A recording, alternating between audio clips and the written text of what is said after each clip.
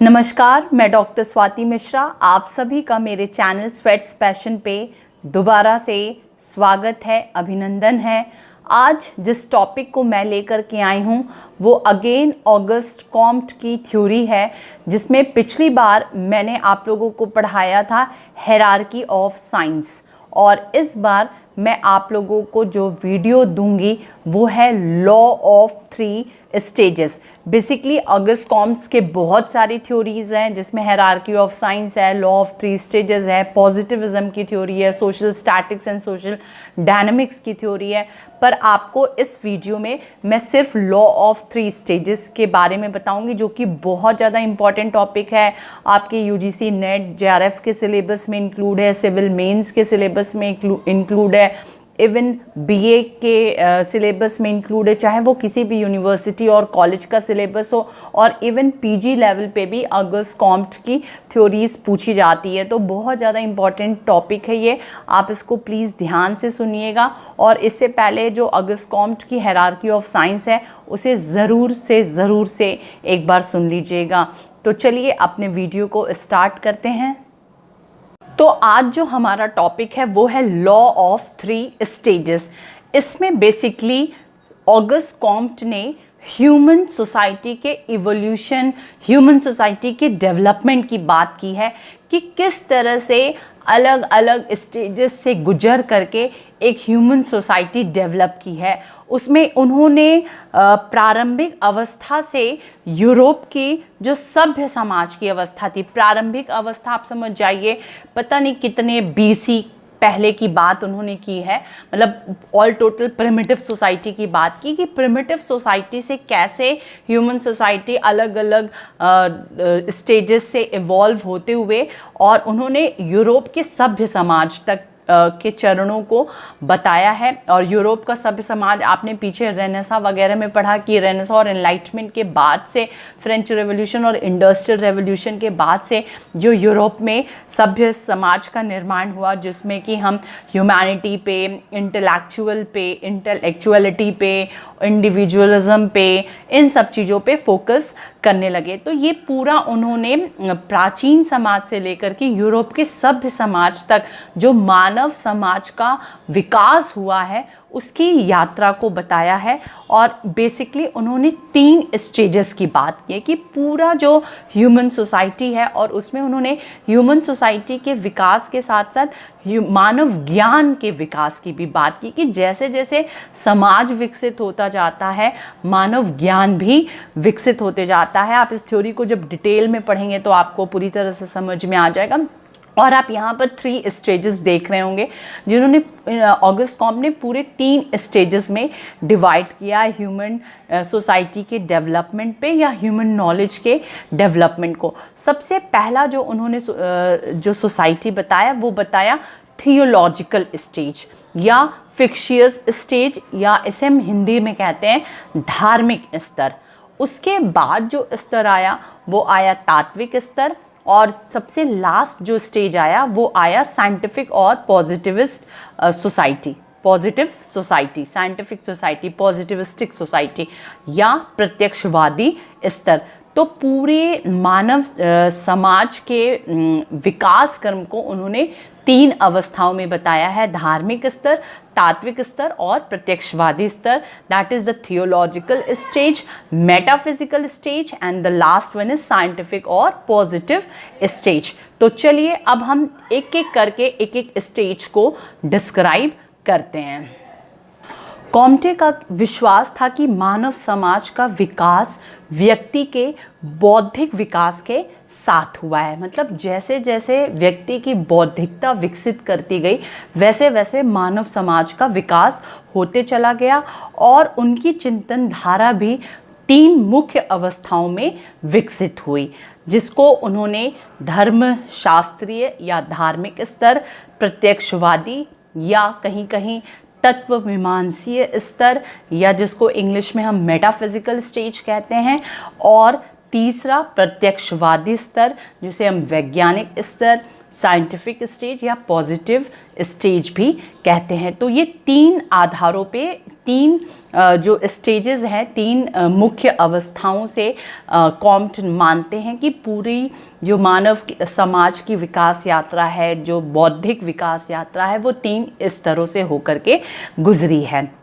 उसमें अब धार्मिक स्तर आता है। तो सबसे पहला स्टेज जो था वो धार्मिक स्तर कहा गया ऑगस्ट कॉम्ट द्वारा, और उन्होंने कहा कि कॉम्ट के अनुसार आरंभ में मानव मस्तिष्क बहुत ज़्यादा विकसित नहीं था। आप भी ये जानते हैं कि जो प्रिमिटिव स्टेज था, जब सोसाइटी जैसे जैसे इवॉल्व हुई, तो जो हमारा एकदम प्रारंभिक अवस्था था, प्रिमिटिव स्टेज था, उसमें मानव मस्तिष्क बहुत ज़्यादा विकसित नहीं थी, और उस अवस्था का ज्ञान धार्मिक स्वरूप का था। ठीक है, मतलब ऐसा नहीं था कि ज्ञान नहीं था, ज्ञान जो था वो धार्मिक स्वरूप का था। इसका मतलब क्या है कि कोई भी घटना की व्याख्या जो होती है वो अलौकिक शक्ति के आधार पर होती थी। मतलब अगर व्यक्ति कोई भी घटना का एनालिसिस करता था तो वो सब धार्मिक आधार पे करता था। जैसे अगर बारिश हो रही है तो माना जाता था कि बारिश के पीछे भी कोई अलौकिक शक्ति है, अगर तूफान आ रहा है तो उसके पीछे भी माना जाता था कि कोई अलौकिक शक्ति है। चूँकि मानव मस्तिष्क विकसित नहीं था, अतः मानवीय ज्ञान में केवल आस्था एवं विश्वास के तत्व मौजूद थे और विवेक का अभाव था। ठीक है, फलतः मनुष्य किसी भी घटना के पीछे के कार्य कारण संबंध को नहीं जान पाता था, बल्कि हर घटना के पीछे वो ईश्वरीय शक्ति को मानता था। ये था धार्मिक स्तर। आपको मेरे ख्याल से समझ में आया होगा कि in this stage all natural phenomena and social events were explained in terms of super natural forces and deities which ultimately explaining everything as the product of God's will। सब माना जाता था कि हर फिनोमिना के पीछे ईश्वर की शक्ति है, ईश्वर की सत्ता है। This stage is dominated by priest and are ruled by military man। ऐसा माना जाता था। Human minds are dominated by sentiments, feelings and emotion। मतलब there is no cause and effect relationship, there is no scientific analysis of any natural phenomena। हर चीज़ के पीछे हम मानते थे कि कोई ईश्वरीय शक्ति है, कोई मानवीय सत्ता है जो हर चीज़ के पीछे विद्यमान है, हर घटनाओं के पीछे वही विद्यमान है, क्योंकि उस समय मानव जो मस्तिष्क था वो बहुत ज़्यादा विकसित नहीं हो पाया था। आपने अभी देखा कि जो धार्मिक स्तर में है उसमें ऑगस्ट कॉम्ट ने कहा कि पूरी तरह से हम ईश्वरीय शक्ति और ईश्वरीय सत्ता पर निर्भर थे, पर यह भी नहीं कहा जा सकता कि वैज्ञानिक ज्ञान बिल्कुल नहीं था। आप देखिए, अगर एक एग्जाम्पल मैं आपको बताती हूँ कि 2 पत्थरों को आपस में रगड़ करके अगर आविष्कार कर लिया जा रहा है आग का, तो कहीं ना कहीं से वैज्ञानिक ज्ञान तो था ही उनके पास, पर वो जो वैज्ञानिक ज्ञान था उसका आधार कार्य और कारण संबंध पर नहीं था, उसका आधार पूर्णतः ईश्वरीय शक्ति पर निर्भर था। क्योंकि वो मानते थे कि अगर आग का भी आविष्कार हो रहा है और 2 पत्थरों को घिसने से अगर आग निकल रही है तो उसके पीछे भी ईश्वरीय शक्ति विद्यमान है।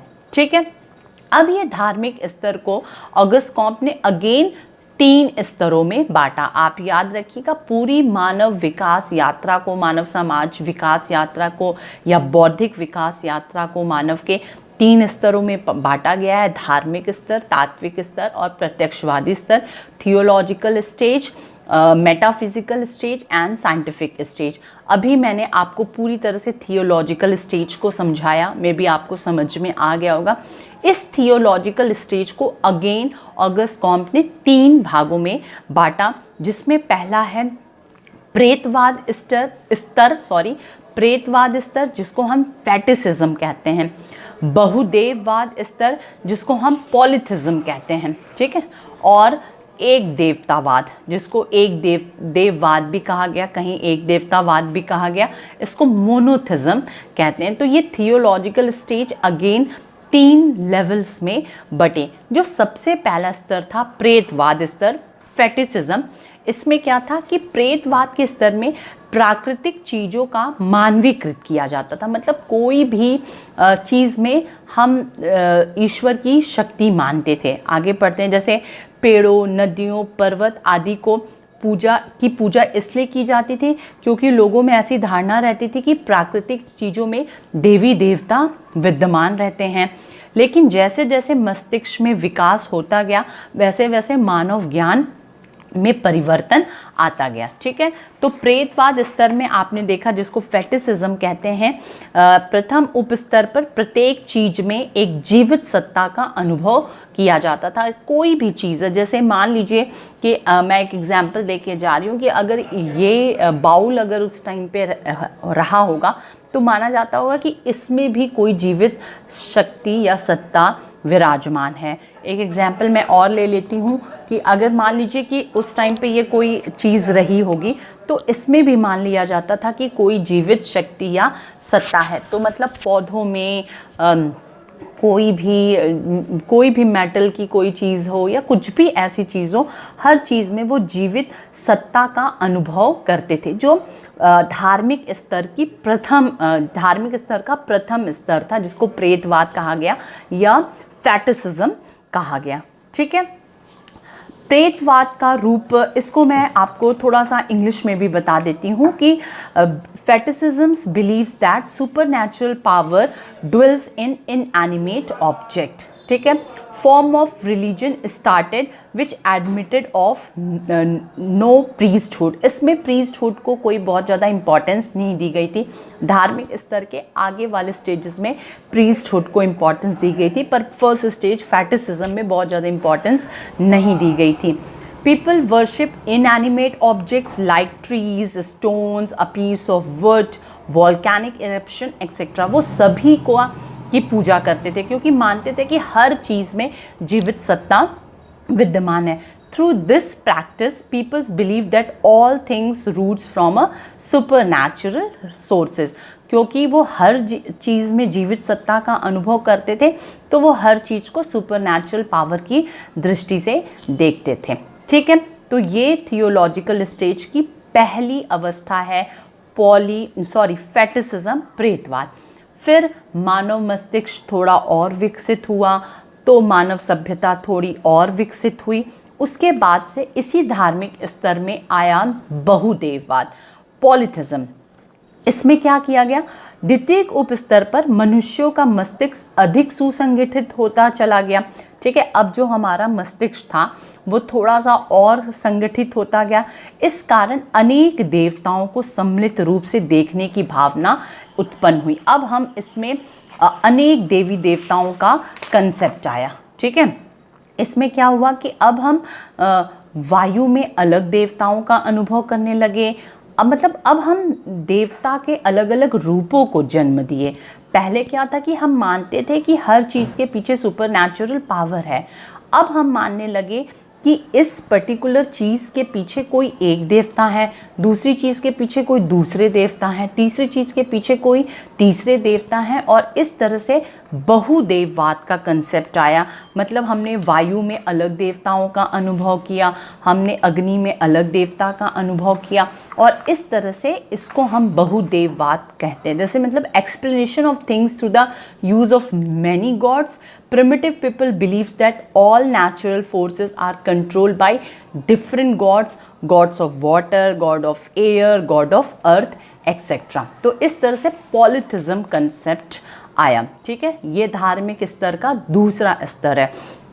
अब थोड़ा और हमारा मस्तिष्क संगठित हुआ, मतलब थोड़ा और स्टेज आगे बढ़ा और थोड़े सभ्य हुए, और अब अनेक देवी देवताओं के कारण लोगों में मानसिक उलझनें बढ़ने लगी। मतलब हर के पीछे एक देवी देवता, हर के पीछे एक देवी देवता, तो इस तरह से उलझनें लोगों की बढ़ने लगी। इस कारण मनुष्य अपने समस्त चिंतन को या श्रद्धा विश्वास को अनेक देवताओं में न बांटकर किसी एक ईश्वर में अपनी समस्त श्रद्धा का और विश्वास को अर्पण करने लगा, समर्पित करने लगा। मतलब अब लोग हर चीज़ के पीछे अलग देवताओं को न मान करके एक देवताओं को मानना शुरू किए।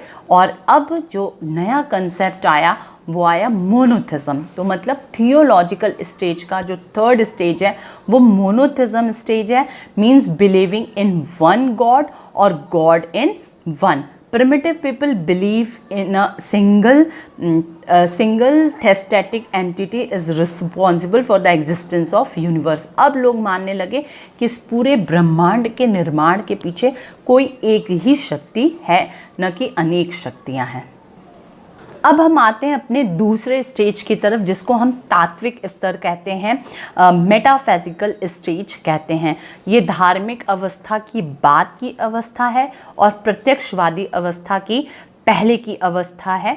तो ये दूसरी अवस्था के रूप में मानी जाती है। इस स्तर में ज्ञान न तो पूर्णतः धार्मिक स्तर का होता था और न ही पूर्णतः प्रत्यक्षवादी स्तर का। मतलब हम न पूरी तरह से थियोलॉजिकल जो अभी मैंने एक्सप्लेन किया वैसा हमारा सोच विचार था और न ही पूरी तरह से प्रत्यक्षवादी सोच विचार था। तात्विक स्तर में देखिए क्या होता था कि हम अब ईश्वर का चिंतन व्यक्ति के रूप में न करके एक अमूर्त शक्ति के रूप में करते थे। थियोलॉजिकल स्टेज जो पहले वाला स्टेज था, हम हर चीज़ के पीछे एक जीवित शक्ति या सत्ता को मानते थे। ठीक है, मतलब ईश्वर को एक हमने व्यक्ति का स्वरूप दिया था। पर जैसे जैसे स्टेज आगे बढ़ता गया, हम अब ईश्वर को एक व्यक्ति का स्वरूप न दे करके ईश्वर को एक हम अलौकिक शक्ति का रूप देना शुरू किए। तात्विक स्तर ये स्तर था और इसमें व्यक्ति या शरीर विशेष से नहीं था, बल्कि एक अमूर्त शक्ति के रूप में था। मतलब ईश्वर का संबंध न कि एक शरीर विशेष से नहीं था, उसका संबंध एक अलौकिक शक्ति के रूप में था।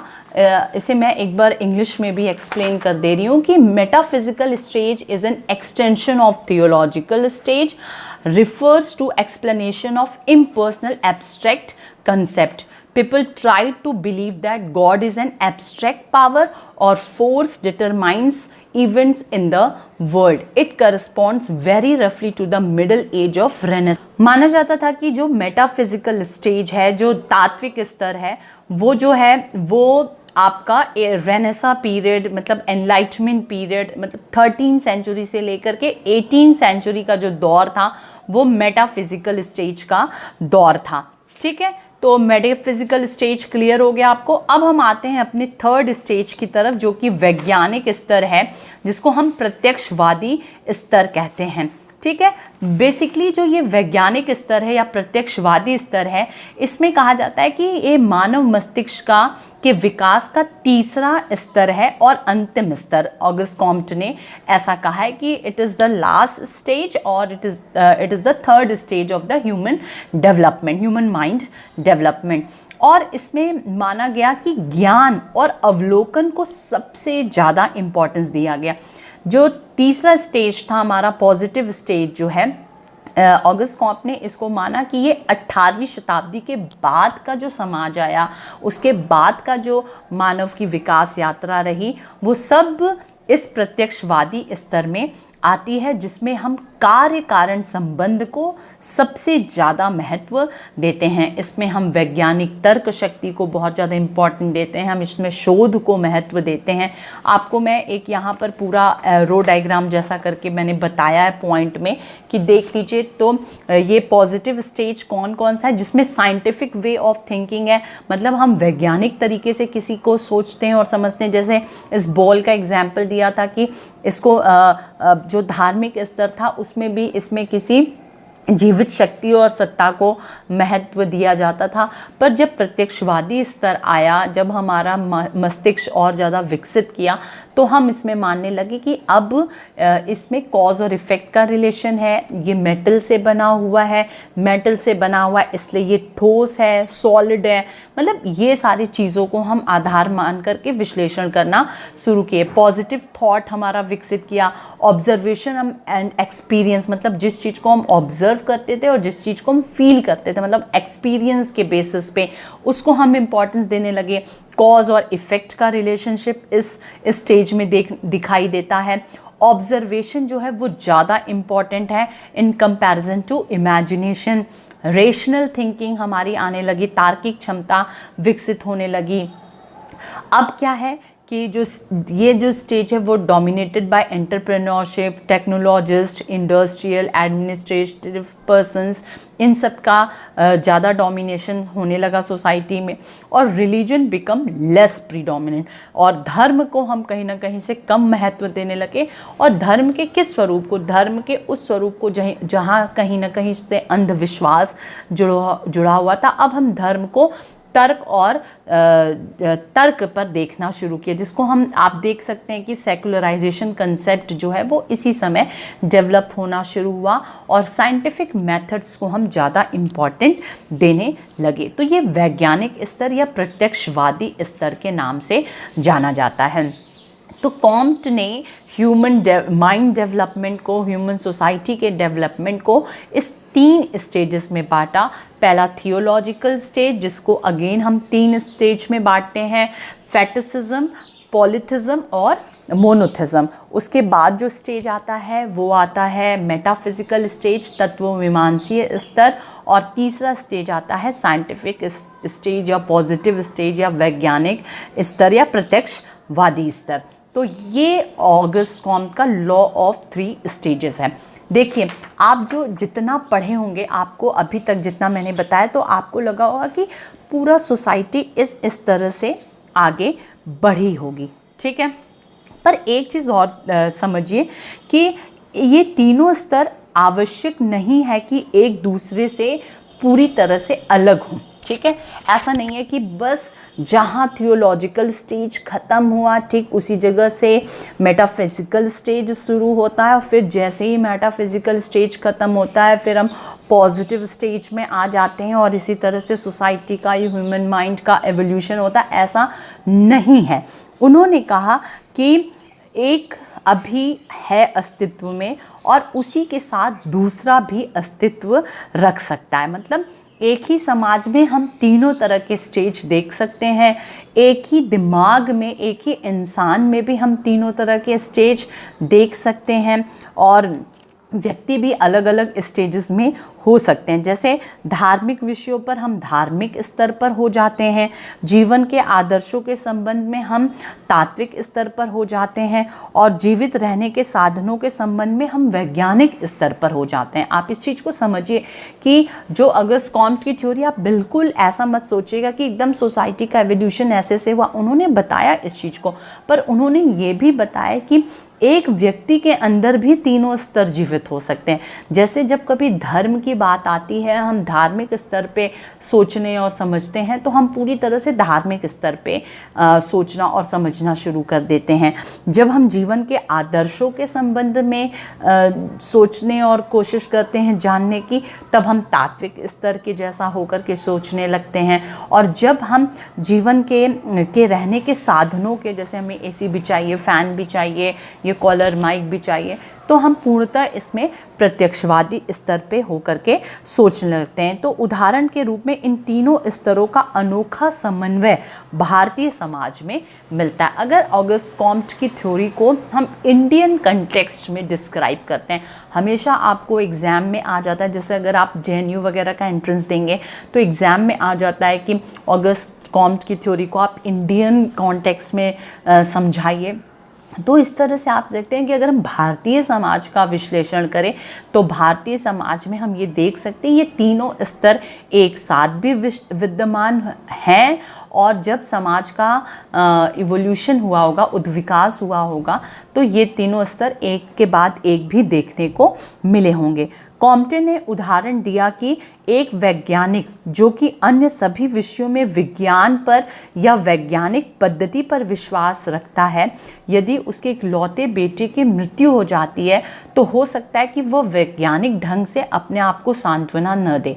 वो कभी ऐसा नहीं, एक वैज्ञानिक हर चीज़ में वैज्ञानिक आधार पर विश्लेषण करेगा कि इसके होने से वो हुआ, पर जब उसी के संतान की या उसके कोई रिलेटिव्स की मृत्यु हो जाती तो वो नहीं ऐसा सोचेगा कि जन्म हुआ है तो मृत्यु भी होगी। ऐसा नहीं, वो अपने आप को ऐसे सांत्वना नहीं देगा, वो कहीं ना कहीं से इमोशनल हो जाएगा।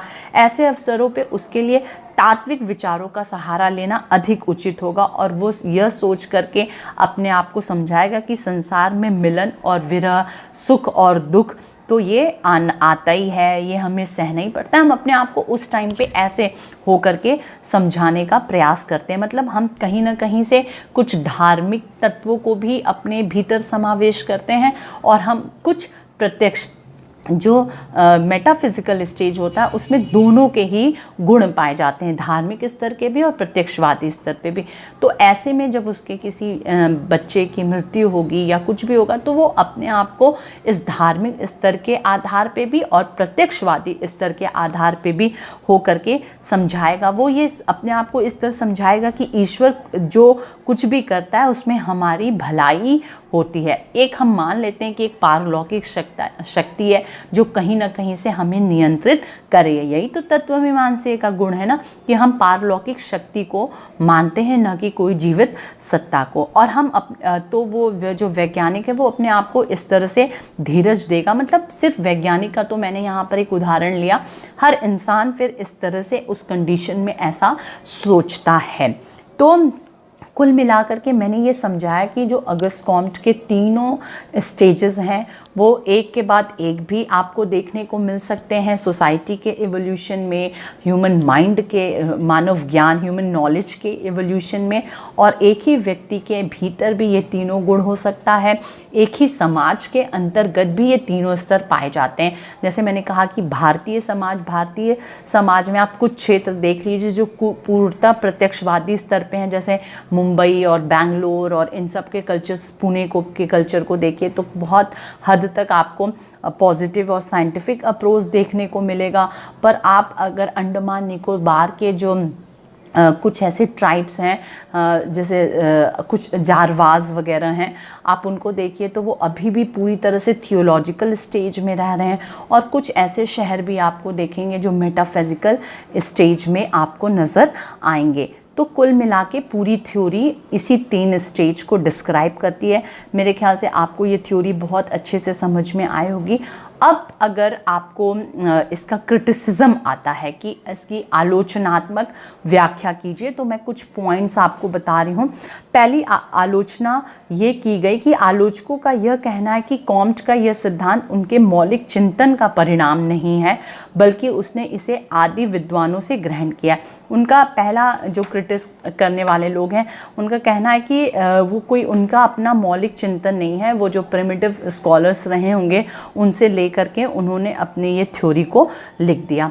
सेकंड जो क्रिटिक्स की जाती है उसमें कहा जाता है कि critics says that this idea of Comte has been less scientific but more philosophical.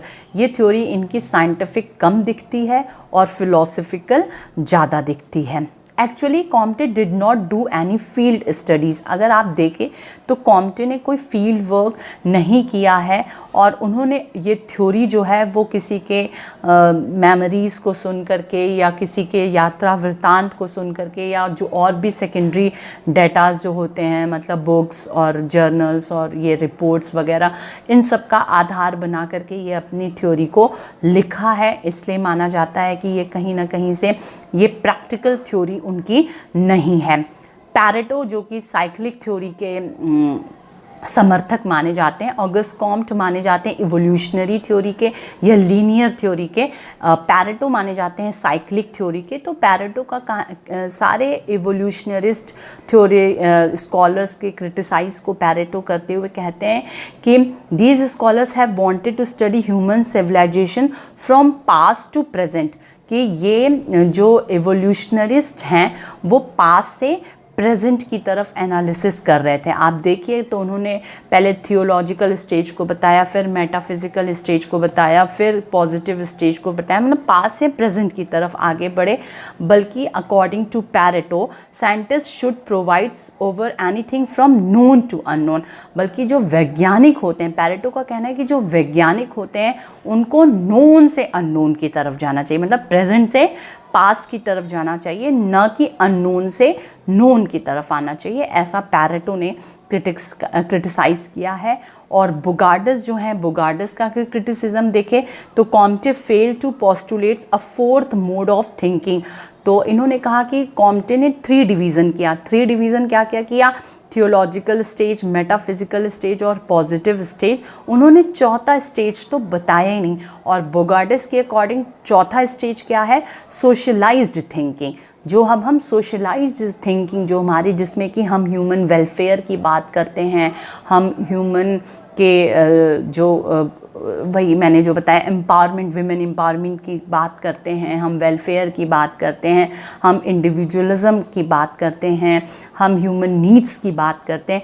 ये सोशलाइज्ड थिंकिंग है और ये चौथा स्टेज है जिसमें आज दुनिया आगे बढ़ रही है। तो बोगार्डिस के अकॉर्डिंग ऑगस्ट कॉम्ट ने इस स्टेज की चर्चा की ही नहीं। तो इस तरह से आप लॉ ऑफ 3 स्टेजेस के जो कॉम्टे ने लॉ ऑफ 3 स्टेजेस दिया है, आप उसको एक्सप्लेन करिए और फिर उनका अगर आलोचनात्मक व्याख्या आता है तो आप ये 3-4 पॉइंट, जैसे बोगार्डिस का पॉइंट मैंने बताया, पैरेटो का पॉइंट बताया, कुछ 2-3 जनरल पॉइंट बताया, उसको आप मेंशन करके ये लिख सकते हैं। तो इस तरह से आपका आंसर पूरी तरह से कंप्लीट माना जाएगा। तो मेरे ख्याल से आपको ये कॉम्ट की थ्योरी अच्छे से समझ में आ गई होगी, लॉ ऑफ 3 स्टेजेस। और आप इसको अच्छे से पढ़िए। कोई प्रॉब्लम होगी कमेंट बॉक्स में ज़रूर लिखिएगा और आप सभी अपना ध्यान रखिए। नमस्कार।